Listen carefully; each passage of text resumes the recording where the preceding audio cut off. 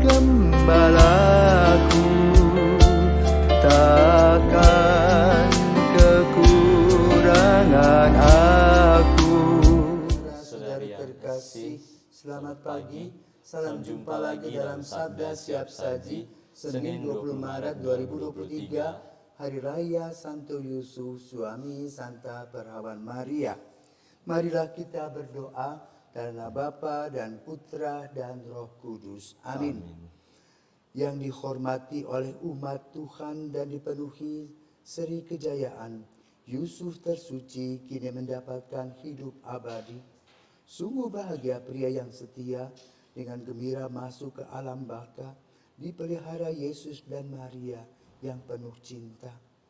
Marilah kita bermohon bersama supaya Ia melindungi gereja, memperjuangkan rahmat pengampunan dan keselamatan. Semoga Bapa yang Maha Kuasa bersama Putra penebus dunia, Roh Kudus pula penghibur umatnya, mulia selamanya. Bapa yang penuh kasih, kami mengucap syukur kepadamu karena Engkau telah memilih Santo Yusuf, abdimu yang setia, yang telah Kau beri tugas menjaga keluarga kudus dan menjadi awal keselamatan kami. Semoga berkat doanya gerejamu selalu berjuang untuk keselamatan umat manusia. Demi Yesus Kristus Putramu dan pengantara kami, yang hidup dan berkuasa sepanjang segala masa. Amin. Tuhan bersamamu Dan bersama rohmu. Inilah Injil Yesus Kristus menurut Matius. Dimuliakanlah Tuhan. Matius 1 ayat 16, ayat 18-21 dan ayat 24a. Menurut silsilah Yesus Kristus, Yakub memperanakan Yusuf suami Maria, yang melahirkan Yesus yang disebut Kristus. Sebelum Kristus lahir, Maria ibunya bertunangan dengan Yusuf. Ternyata Maria mengandung dari Roh Kudus sebelum mereka hidup sebagai suami istri. Karena Yusuf suaminya seorang yang tulus hati dan tidak mau mencemarkan nama istrinya di muka umum, ia bermaksud menceraikannya dengan diam-diam. Tetapi ketika Yusuf mempertimbangkan maksud itu, malaikat Tuhan tampak kepadanya dalam mimpi dan berkata, "Yusuf, anak Daud, janganlah engkau takut mengambil Maria sebagai istrimu, sebab anak yang di dalam kandungannya adalah dari Roh Kudus. Maria akan melahirkan anak laki-laki, dan engkau akan menamai dia Yesus, karena dialah yang akan menyelamatkan umatnya dari dosa mereka." Sesudah bangun dari tidurnya, Yusuf berbuat yang diperintahkan malaikat Tuhan itu kepadanya. Demikianlah sabda Tuhan. Terpujilah Kristus. Selamat pagi Romo. Pagi. Tadi di dalam Injil saya mendengar kalau Yusuf itu berniat untuk menceraikan Maria. Namun kenyataannya, kenapa Yusuf itu tidak jadi untuk menceraikan Maria? Nah, disinilah kelebihan Yusuf dibandingkan bapak-bapak yang lain. Kalau kita mungkin tinggalkan, ya, seperti sebuah peribahasa mengatakan, kalau kita pergi ke tempat toko porselen, di sana ada tulisannya, memecahkan berarti membeli. Yusuf belum berbuat apa-apa terhadap Maria, tapi Maria sudah hamil. Nah, sebagai seorang pemuda dia galau. Tetapi dia merefleksi kembali, flashback. Dia kenal Maria, berasal dari keluarga baik-baik. Dan Maria selalu dijaga oleh Ana dan bapaknya, Yoakim. Mereka hidup sebagai kelompok Anawin, yaitu kelompok yang menantikan kehadiran dan kelahiran Sang Juru Selamat. Maka hidup mereka diisi dengan doa dan juga dana, karena mereka adalah orang yang murah hati. Jadi setelah Yusuf berpikir Rasanya logikanya nggak jalan. Masa sih anak sebaik itu telah berbuat aneh-aneh? Lalu Yesus juga berpikir, kalau Maria berbuat aneh-aneh, pasti umat sekitar Nazaret sudah serbu dia. Apa ya sebetulnya yang dia laksanakan? Maka Yusuf dalam kegalauan itu berdoa. Nah, di sini tugasnya, contoh untuk kita. Kita biasanya kalau ada masalah kita uring-uringan kepada pasangan kita yang paling dekat, ngomel-ngomel, marah-marah, bahkan menyakiti hati. Yusuf tidak, dia duduk berdoa. Minta kepada Tuhan terang Roh Kudus-Nya. Dan Yusuf mendapatkannya dengan penjelasan bahwa Maria memang bukan perempuan sembarangan. Maria memang mengandung, tetapi Maria mengandung dari Roh Kudus. Ia akan memberikan namanya Yesus. Dan Yusuf percaya dengan iman yang kokoh dan gigih. Yusuf telah melaksanakan tugasnya. Lalu apa yang dibuat? Setelah dia bermimpi dan mendapatkan keputusan, dia pergi ke Ain Karim, di mana Maria tinggal di rumah Elisabet. Karena Elisabet baru saja melahirkan Yohanes Baptis.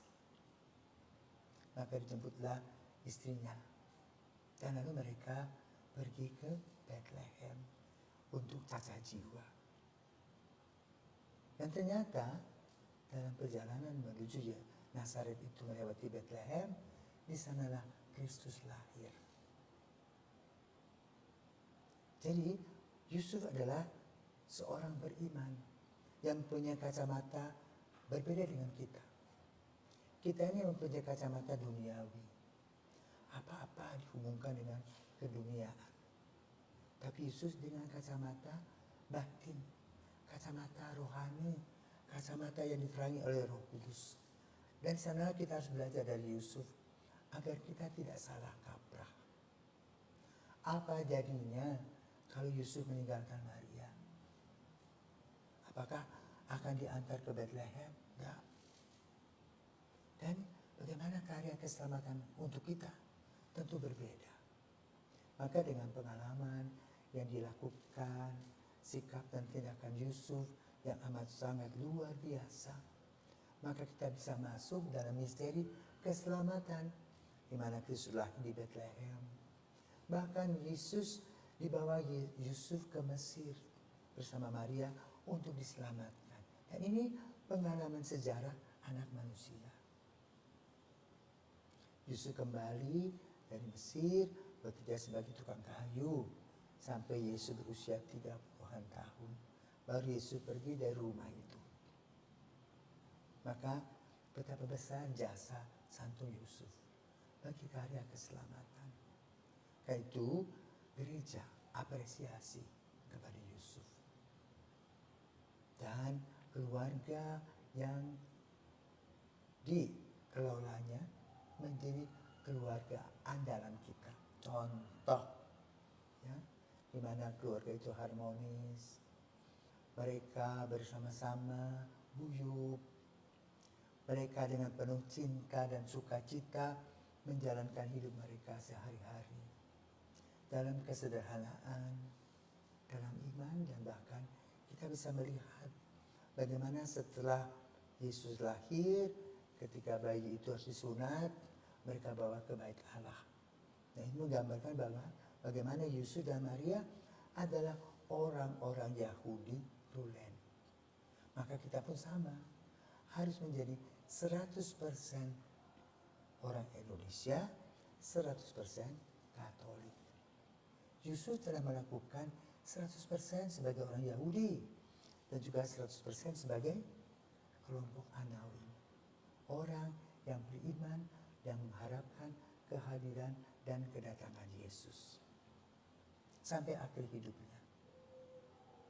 Maka kalau kita membaca kisah Injil, kita tidak lagi melihat atau mendengar tentang peranan Yusuf ketika Yesus sudah mulai berkarya di Galilea. Yang kita dengar adalah Maria, antara lain di Kana, ya, ketika Yesus menggandakan air menjadi anggur. Kemudian yang terakhir kita melihat bagaimana Maria menerima Yesus di bawah salib, yang kita kenal sebagai Pieta. Tetapi untuk Yusuf, pasti Yesus sudah pergi sebelum Yesus melaksanakan tugas-tugasnya. Maka beberapa tahun yang lalu, Paus Fransiskus mencanangkan tahun Yusuf. Ya, tahun di mana kita belajar dari Santo Yusuf sebagai orang yang beriman. Kadang-kadang sebagai orang beriman, akal budi kita tidak jalan. Karena memang iman itu bisa dilihat dari dua sisi. Secara rasional dan juga secara irasional. Nah, apa yang dialami oleh Yusuf ini rasanya irasional. Ya, tetapi itu merupakan penyelenggaraan ilahi. Mari kita belajar dari Santo Yusuf yang beriman, yang pasrah, penuh penyerahan diri, tetapi juga berpikir dengan jeli dalam mengambil keputusan. Sehingga keputusan yang diambil adalah keputusan yang bijaksana. Sehingga dengan demikian, keluarga Nazaret adalah keluarga bahagia. Kenapa? Yusuf dan Maria berjalan bersama-sama dalam kasih Tuhan. Semoga Gilbert juga begitu nanti. Ya, suatu hari kalau terjadi pastor, jadi bapak, contohlah teladan Santo Yusuf, ya, yang luar biasa. Kita bersyukur kalau kita punya bapak seperti Santo Yusuf, yang hebat. Ya, maka kita berdoa, Santo Yusuf, doakanlah kami. Amin. Selamat pagi.